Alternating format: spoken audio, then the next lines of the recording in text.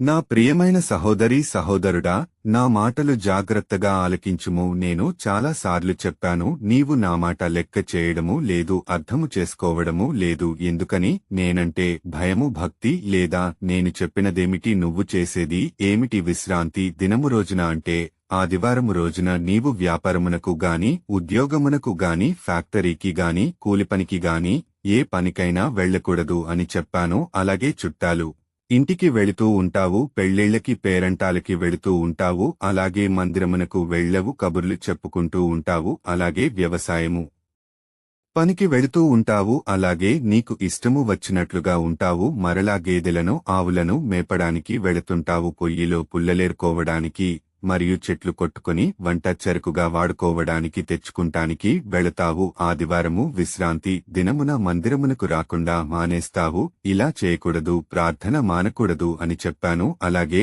ఆదివారము మందిరమునకు రాకుండా ఆ రోజు బట్టలు నానబెడతావు, బట్టలు నానబెట్టి ఉతుక్కుంటావు. మరియు ఆదివారము షాపింగ్ మాలుకి వెళ్తావు, సినిమాలకి వెళ్తావు, షికారులకు, పార్కులకి, పిక్నిక్లకు వెళతావు.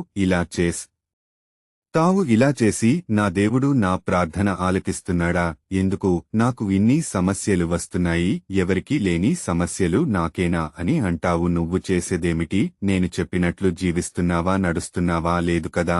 నీవు నీ ఇష్టము వచ్చినట్లుగా ఉంటే నేనేలా నిన్ను దీవించాలి, నిన్ను ఆశీర్వదించాలి? నేను ఈ విషయాలన్నీ ముందుగానే నీకు చెప్పాను, నీవు వినడము లేదు, అర్థము చేసుకోవడము లేదు.